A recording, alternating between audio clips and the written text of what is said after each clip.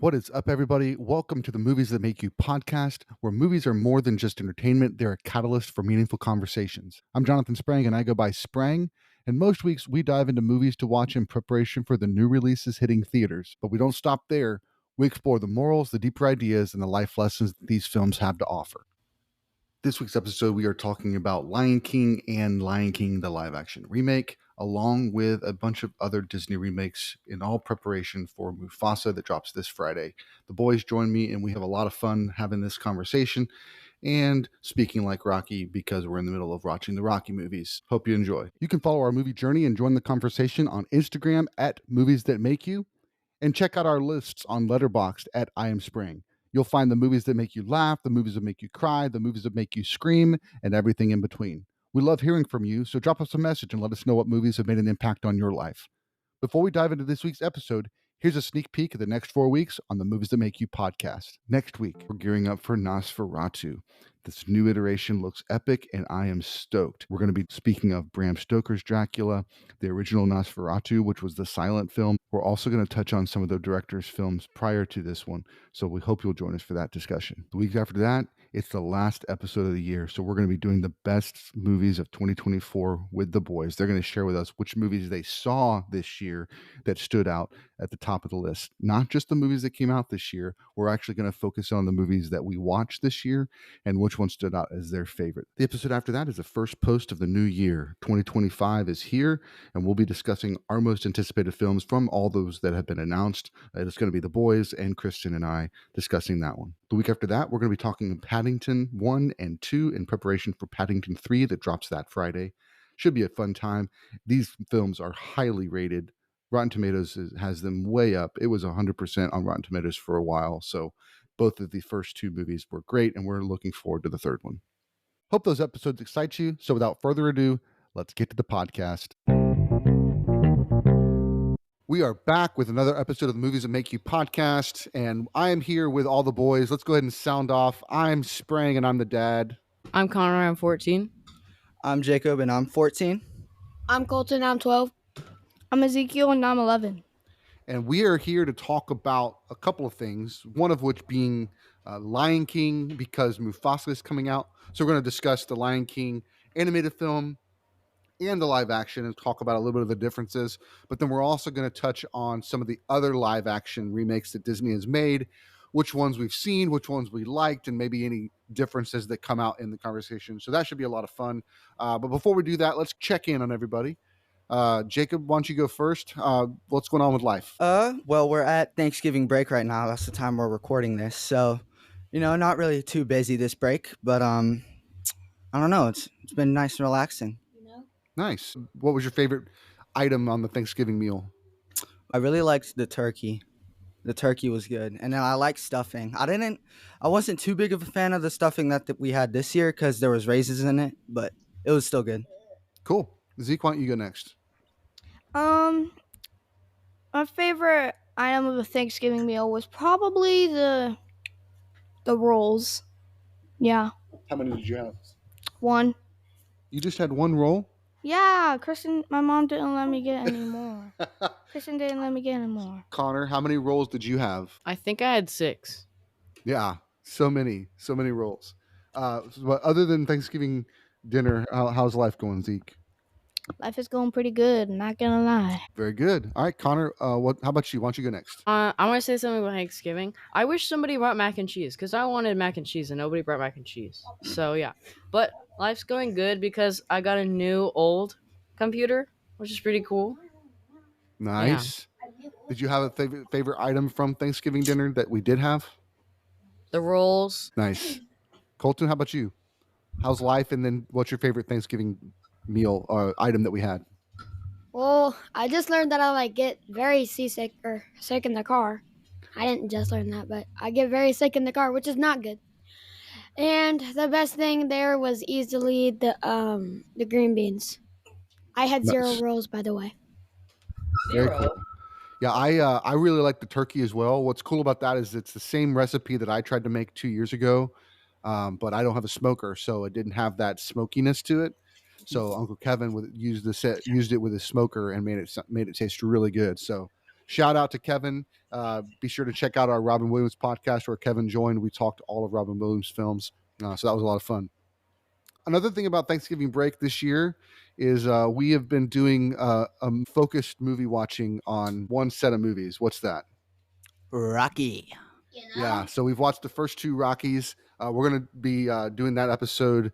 That's going to post in January. We're going to have our boxing friend on that was on to talk about Southpaw and Hands of Stone. He'll be on the podcast. He wanted to be on the podcast with the boys, so we'll be doing that in January. So to gear up for that, we're watching all 6 of the Rocky movies. So that's been a lot of fun. We're going to knock those out in the next few weeks, and then we'll record the podcast. So very cool. Well, we've got a new movie coming out, Mufasa. It's actually a new story that we hadn't heard before. What's the story of Mufasa from what we've heard in the trailer? So what I've seen from the new movie is Mufasa, he went on a mission with Scar to find a new land. And this was before the Lion King started. He went to go find new land, and then he found the new land. Finds the girl. I forgot her name. Simba something. No, Simba's the son. Whoopsies. What's her name? Something with an S. Sigma? Yeah, I think it was Sigma. Yeah, it was Sigma, So, she finds her, and then they work together. At building the new land. They work together, and then they find a new area, Yeah, and then there's these white tigers and lions there that are trying to defend it against them. So should be interesting. Why don't you continue to tell us a little bit about the Lion King storyline? All right. So, as I was saying, Mufasa finds this new area at the end of the Mufasa movie, and in the start of the Lion King, he already owns all of it. He's the king. He's the alpha. He's the one to trust. He has one son, and that son's very curious, going around all the places, and he goes to his Uncle Scar, which he doesn't know is bad, and he's very bad. You can tell because he has a scar on his right eye. So, when Uncle Scar tells him not to go to the elephant graveyard, which pretty much he said, go to the elephant graveyard, he went to the elephant graveyard because he was listening to Uncle Scar. So then he brought his friend again, or shall I say wife? Who said that? Nala. Nala is her Nala. friend. And, and then they just go to the elephant graveyard, and then they get cornered by hyenas. And then he tries to scream, but it doesn't work. And then, roar! Mufasa comes, and then he attacks them all. And then he gets a whooping. Well, technically he didn't, but he got talked to. And then he started laughing and playing around. And I'm just going to skip to the next part. The next scary part is when Scar wanted Mufasa dead to take the king. So he brought a whole pack of these things with horns. Mufasa got trampled, and then Mufasa tried to go up, and the Scar scratched him, and then Mufasa fell to his death. Oh yeah, and then they go to the jungle, or Scar tells him to leave and never come back because he's trying to blame it on Simba. So Simba leaves. He meets the new characters. One of them's a meerkat, I'm pretty sure, and one of them's a boar. So what? Warthog. Yes, warthog. Because in the song is when I was a young warthog. Yeah. Sorry. And so they go to, and they he tries to adapt to their living stuff by eating the bugs and stuff. It skips a couple years after that. So now he's as big as what Mufasa was when Mufasa movie came out.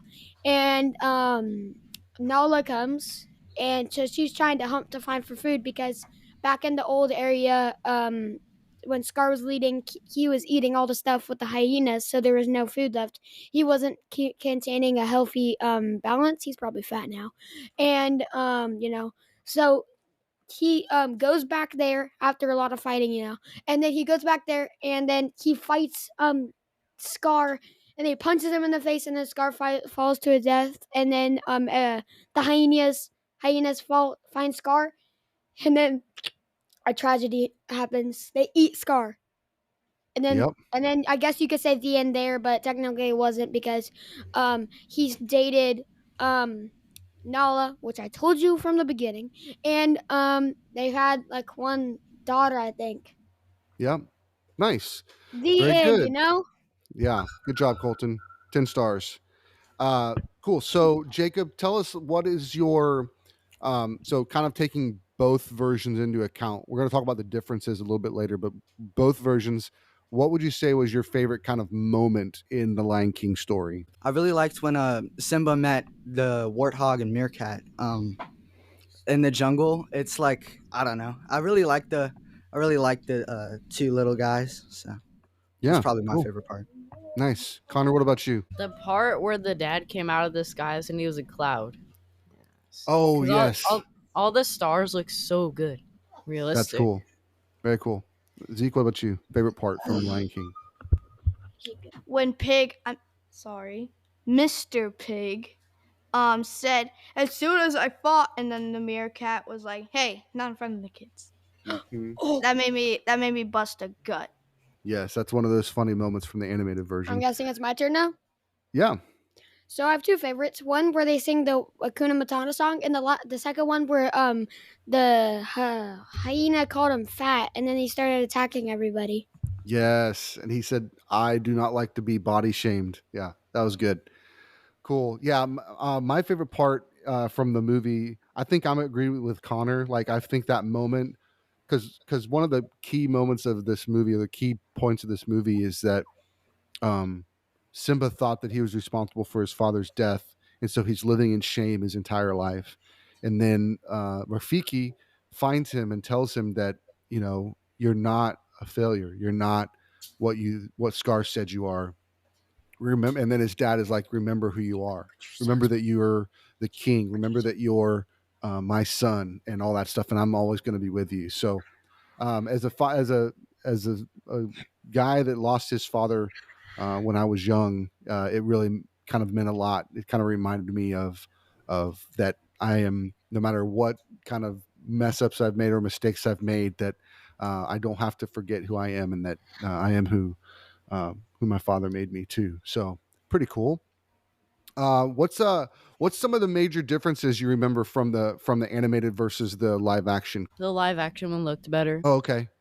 Just from a graphic standpoint, are there any other differences you can think of, Jacob? I mean, the voice acting, most of it was different, like the the bird and the Simba and the most of the lines, except for Mufasa was different, I think. And Yeah, then Mufasa was the same. James Earl Jones, classic voice. We know him as Darth Vader and also as Mufasa, so that's pretty epic yeah, for sure. I think that's all I can really think of. Colton, can you think of any differences? Yeah, one of them's animated, one of them's not. They're Okay. both animated. Let's try One again, of them's please. live action, one of them's animated. Can we try again? Yeah. Wait, can you do Zeke first? I gotta think. Yeah, Zeke, what about you? Can you think of any differences between the two movies? To make it even more difficult for Colton, I'm going to think of two. One, no one ever smiled in the live action one.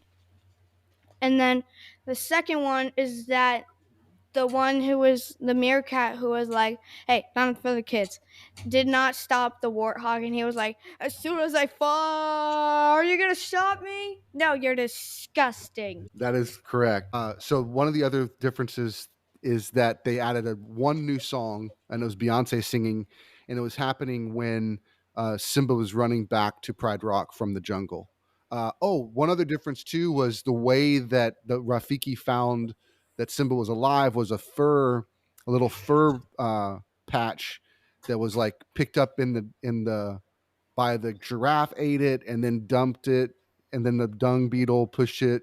In the animated version, the fur was blown by the wind and ended up being in Rafiki's house. But in the live action, they had like a little bit of poop taking it on that journey. So that's one of the key things I think. One of the things that's interesting is as we get into the other live action versions is that some of them are just like almost verbatim the same movie. And I think this one fits more into that category than it does into taking a lot of liberties with the storyline, like some of the other live action movies have done. So this one is more direct, like exact, like one-to-one comparison. So that's why it's hard to kind of find those differences because they're just subtle. So we did favorite parts. Any other memorable parts about the movies that you can think of? Well, I mean, I really liked both movies. I felt like Scar, he was like, he could have been really dangerous, because he was a really good manipulator.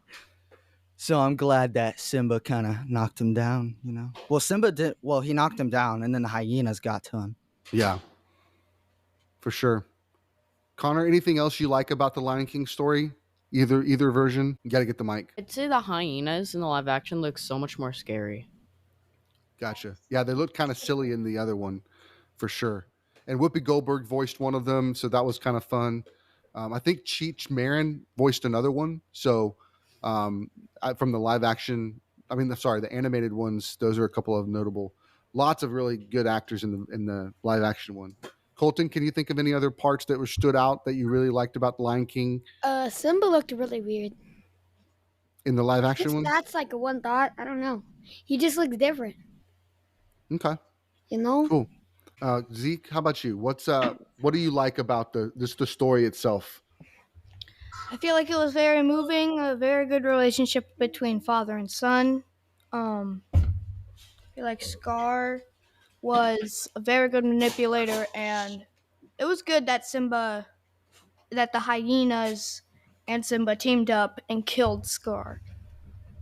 Simba didn't kill him. I kind of agree. I think that it was a good story, and I think that the fact that Scar was basically willing to throw anybody under the bus, even his partners that have been partners with him for the entire movie, he's going to try to throw them under the bus and say it was their fault that all this stuff happened. It was their idea. Just shows you how dark of a person that Scar was, and the hyenas are like, we ain't going to have that, bro. So I thought that was cool. All right, let's rate the Lion King animated version. What do we got? All right, I give it a 3. 3 live action. What do you give the live action? 3.5. Okay, Jacob. I'd give the animated one 4.5, and then the live action one I'd give a 4. Okay, Connor. Live action for the animated one, 3.5. A 4.5 for the animated one, and a 4.25 for the live action. Okay, Colton. Do you want to change yours? Yeah. Animated one gets a 4. Live action one gets a 3. Okay, that's fair. Yeah. I think I would give the animated version a 4.5 and the live action a 4. I kind of agree with Jacob on that. Just that where it sits for me. Very cool, very good. And I thought that seeing the live action one recently, like we watched a couple weeks ago, and then seeing the trailers for Mufasa, I think it's just going to be a really kind of a cool, exciting kind of journey to see this part of the story that we've not seen before, and see it in the CG realm.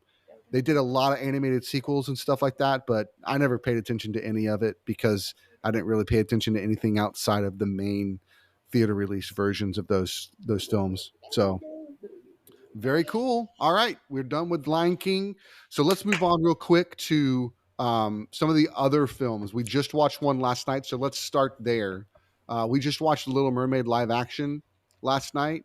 So, what are some thoughts on the live action Little Mermaid? I think it looks way better than the normal Little Mermaid. I really like how when she comes back, when she can't talk, she acts all stupid. Like she doesn't know what's going on. He was saying she was acting dumb and stupid because she didn't know what the surf was like, and he thought that was funny. I still don't understand. Can you help me, Jacob? Like, because she doesn't know what's going on in the surface, like on the earth. Give me an example, Colton. Oh, all right. She didn't know You can act it out. So you mean like the fork? Yeah. Oh, okay. That's an example. Yeah. Okay. Like I if see what you're someone- saying. Like if someone visits a different country and they don't know what's going on and they don't know the cultural norms. He thought that Gotcha. Okay, Yeah, he no, thought it that was funny. you're right. Yeah. Good call. That was funny for sure. All right, cool. Zeke, what about you? What's kind of a fun part you liked about Little Mermaid? How what's his name? Sebastian, yeah, the crab guy. How he was like, Scuttle, you're getting too close. And then I'm like, that was funny one, see? Yeah, that was pretty funny. Jacob, what's another notable part about The Little Mermaid that you remember? Um, I don't know. I mean, I really liked the story because I've seen it like a good amount of times. But it's just a really good movie. I don't think we saw the animated one before we saw the live action one, so I can't really like directly compare the two. But Oh, okay. in the live action one, I did notice there were a few new songs. So, Yeah. and I think that was just to like make the movie longer because most movies now are like 2 hours to 2 hours and 30 minutes. Yeah, and it was a 2 hour and 20-minute movie for sure. And I think too, like I don't know if they've done anything with this on Broadway. Sometimes the songs will, like Lion King, for instance, went on Broadway and they added some songs to make it more musical like. Because while the Disney animated films um, are musicals, they also have a whole lot of talking and stuff too. So I don't know if that happened with Little Mermaid, but there were at least two, maybe three songs in Little Mermaid. Those songs didn't necessarily change any story beats. So the story beat is pretty much the same as we saw in the animated film, but those songs added some more character depth in those moments. What I really liked, or not liked, but I us identified that this is the movie that Crab Rave was from. Yeah, the Crab Rave. Connor, what about you? What's a standout moment for you from Little Mermaid? Any difference you remember from the animated version? Her hair was not red and it was in braids. her hair was red. What? Her hair was red. It was like brown. It was brown. No, it wasn't.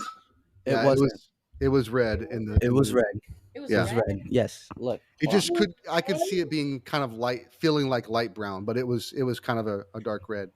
But just it was in braids, then instead of just being flowy. Did anything you liked about the movie, Connor? I thought the part where the witch, whenever she was attacking her, I thought that was cool how she was huge. Yeah. And I thought that was pretty cool. That was sick. I honestly I didn't know how they were going to show that because in the animated film it's just Ursula really huge. So I was thinking if it just was Melissa McCarthy just bigger, it just wouldn't have had that same feel. But I really like what they did. It kind of looked more like what you'd see like in the God of War video game, where those epic gods are just like huge monstrosities. It definitely looks scary. Then it would have just looked silly if it was just Melissa McCarthy bigger. Um, so cool. I gotta say, this is one. I mean, we talked about it on the Disney episode. Little Mermaid was one of the movies that I watched so many times as a kid. I loved it. I loved the Under the Sea. I loved Part of Your World. I mean, those two songs in general are just like some of my top Disney songs of all time. And then I think I liked the Poor Unfortunate Souls. I think she did a good job in the live action version. I liked some of the newer songs, but some of them I could have done without. But I thought overall it was a good version.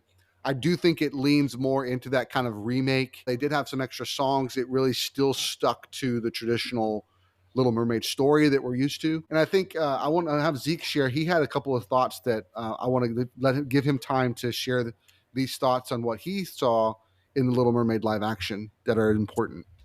I found a lot of references. One of them was from The Lion King. There is Ursula as Scar. She manipulated Ariel. There is Moana, the reference to the song Wild and Uncharted Waters. Eric sang the song kind of like to talk about the fact that he wants to find new roads and new lands and new things. That was kind of a nuance to the character that they dove into a little bit differently in the live action. But yeah, so then he sang the Uncharted song, and that reminds you of Moana. Why? Because he just wants to. He has that similarity to Moana, just like wanting to sail out and be with his friends, even though Moana totally didn't have any friends except for the chicken and, well, the dumb chicken and Maui, who was kind of a jerk. And the last one was Luca, except there wasn't any shapeshifting. I just found that minus the legs and the fin, she had the fin, but she just didn't have the legs also. I just felt that it had a good referencing and they did not have shape shifting into a human. I just felt that it did not directly say it, but I think it took a lot of inspiration from Luca, the animation, and they were like, "Hey, why don't we bring the Little Mermaid back?" And I bet that's what all the Disney animators were thinking while they were making Luca. Very cool. Yeah, I thought those were really cool points to point out. Anything about that stands out to you, Jacob, of what Zeke shared? I could definitely see the similarities between the Lion King and Little Mermaid, um, and I thought that the Moana and Luca similarities were also pretty cool. Quote unquote from Connor. It was good, but her hair wasn't red. I understand people have a difference of opinion about the color of things, so that's okay. Okay, I feel like her hair was red because Ursula said "so long, red" while she was in the bathtub. Yeah, they referenced her red hair a couple times, but it's okay. It does look a different shade of red than what people are used to when they think of red. So we did watch that one pretty quickly, pretty recently, so that's why I wanted to touch on it. But here's a couple of others. That's number 9 in the Rotten Tomatoes ratings of the Disney live action remakes. So I'm just going to run down some of these. Number 21 is Pinocchio, which is just on Disney Plus. Number 20 was Alice Through the Looking Glass, which was a sequel to the live action Alice in Wonderland from a few years before that.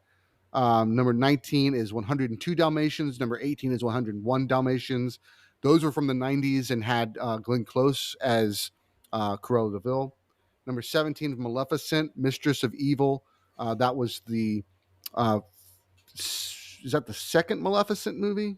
Yes, that is the second Maleficent movie. So the sequel to the 2014 Maleficent, which is Sleeping Beauty's live action remake, but it focuses on Maleficent instead of Sleeping Beauty, obviously. But it has Angelina Jolie starring in it. Number 16 is Dumbo, the live action remake directed by Tim Burton, who did the Beetlejuice movies. Number 15 is Alice in Wonderland, which is also Tim Burton and starred Johnny Depp as the Mad Hatter. And it focuses a lot of energy on that story, more on the Mad Hatter than it does Alice a lot of times. Number 14 is the Lion King remake. Number 13 is Maleficent, the first Maleficent movie. Number 12 is Aladdin with Will Smith as the genie. Number 11 is Peter Pan and Wendy, which I haven't seen. Number 10 is Lady and the Tramp, which I have also not seen. That's also on Disney Plus. Number 9, Little Mermaid, like I said. Number 8, Beauty and the Beast. Number 7, Christopher Robin. Number 6, Mulan. Number 5, Cruella. This one was with Emma Stone, and it focuses on her character's rise to power. Number 4 was The Jungle Book, which was a 1994 movie starring Jason Scott Lee and Carrie Elwes in that. Number 3, Cinderella. Number 2, Peach Dragon. And number 1 is The Jungle Book from 2016, where Jon Favreau directed. So, any thoughts on those other live action remakes? Pete's Dragon was my favorite movie when I was a kid. I love Pete and his dragon. Yeah, I remember seeing that one in the theater also. So, that's cool. No. Any other movies of that list stand out to you, Jacob? I mean, that's a pretty good list. It's bigger than I thought it was, honestly. I mean, I really liked Christopher Robin. That was a good movie. I think I've seen Pinocchio. I think I've seen Alice in Wonderland and Alice Through the Looking Glass, but I'm not sure. But yeah, I mean, you can already tell like I think they're still gonna make more live action movies, so I'm excited. Yeah. Hey, Connor, what about you? What's any of those stand out to you that you really like, the live action ones? I remember seeing Pete the Dragon or something. That was a good one. The Green Dragon. And I've seen some of those. I just forgot the list you said. So That's okay. Like I know we watched Mulan at the old house together. Any of those stand out to you, Zeke? I have not watched Cruella or Cruella Medicine of Evil. I feel like I would really like to watch them. It's kind of like I could see the downsides and the pull and push factors. A big one that sticks to me is Peter Pan and Wendy. I feel like I would love that because I'm a huge fan of Peter Pan, You guys may not know that about me, but I freaking love Peter Pan. He's an amazing character. They got an amazing actor to play as him, and just the villain, Captain Hook. I love it. Yeah, that's cool.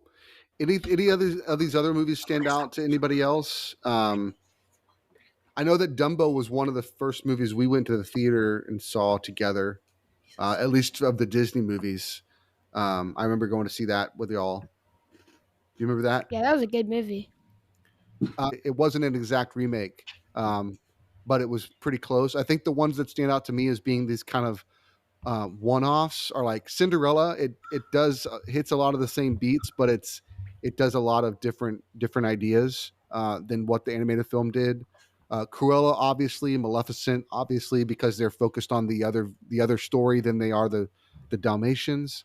But then Alice in Wonderland, I don't think was a direct copy. I mean, it's Tim Burton. I think he likes to take liberties, and I think that's why they hired him. But the one other thing I did want to mention was that Jon Favreau, who directed Iron Man, and who also was the showrunner for the first season of Mandalorian. He's the one that did the Jungle Book, and that was the first one that kind of did like all the animals. Like the only thing that was a person in that movie was the kid, and that was kind of his tryout, some would say, for doing Lion King, because he directed the first Lion King also. The live action version. So it's kind of like this testing of the technology. He proved he could do it with Jungle Book, and then they're like, all right, well, next up, we got to do Lion King. So I thought that was pretty good. I mean, honestly, Mulan was one that stood out to me. I thought that was a really good remake and really powerful story. And I don't remember the animated version all that much, except that it did have Eddie Murphy as the dragon. But I did like the live action version. I thought it was really epic. It definitely felt very, very epic to the story and very traditional to the culture that it was trying to show. So I like that one as well. I like Cool. Mulan. Yeah. Did you like the animated one? Yeah, the I saw live it when I was at my dad's house. It was a pretty cool movie. I like how they use the bow and arrow because I use that in Minecraft sometimes. It's really cool. Yeah, that's awesome. Anybody have any closing thoughts about the live action versus animated movies? Okay, so first of all, I didn't know that Tim Burton directed like two of those movies. That's Right. really cool because like he's more of a dark director, and so I don't know. It was just interesting. I didn't think about that. But also we forgot to rate The Little Mermaid. Oh, I wasn't going to rate all of these because Oh. there's so many. But if you want to rate Little Mermaid, we can rate Little Mermaid. So what do you rate it, Jacob? I'd rate it a 4. It was pretty good. Okay, Connor, 3.5. Colton, 3.5. and Zeke. What do you rate it? I rated 3.5. It's pretty good, but I feel like it could be better. Yeah, I think 3.5 is where it lands for me also. So, and I've got one other question, guys. One of the questions. One of the animated films they haven't done live action yet. What would you like to see? Live action yet? Yeah. Correct. I'm All right, pretty let sure they Connor all go. have live action now. So the rookie. Simpsons live action. Simpsons. We're talking about Disney movies. I think that's funny though. That would be funny. Do you have any animated movies, Connor, that Disney animated films that you'd like to see in live action? Cars. I was going to say the same thing. That's a good one. I would definitely like to see a live action Luca boys. Okay, live action Luca. What about you, Jacob? Anything come to mind? Not before Cars. That would be dope. Right? That would be awesome. I can't think of anything else. I know they're doing Moana. Yes, that's coming out next year. Yeah. They are. Yeah, the live action Moana.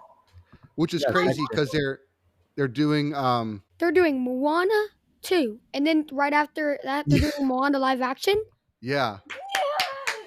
Yeah, that's pretty cool. So some of the other ones they have on the ticket are Mufasa, which is coming out. Snow White's coming out next year. It's your mom's I think it's her number one anticipated film for next year. Live action Lilo and Stitch is happening. live action Hunchback of Notre Dame.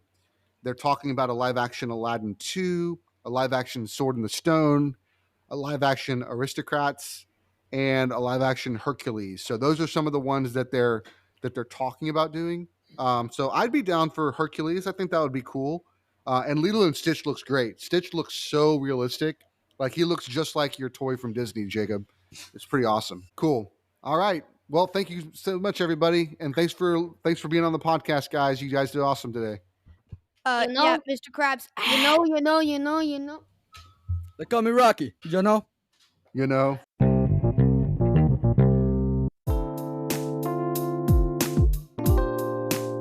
Thanks so much for listening to the Movies That Make You podcast, where movies are a catalyst for meaningful conversations. We hope you'll give us a like, a share. Let us know you were here over at our Instagram at Movies That Make You. And don't forget to subscribe so you never miss an episode. So until next time, keep watching movies.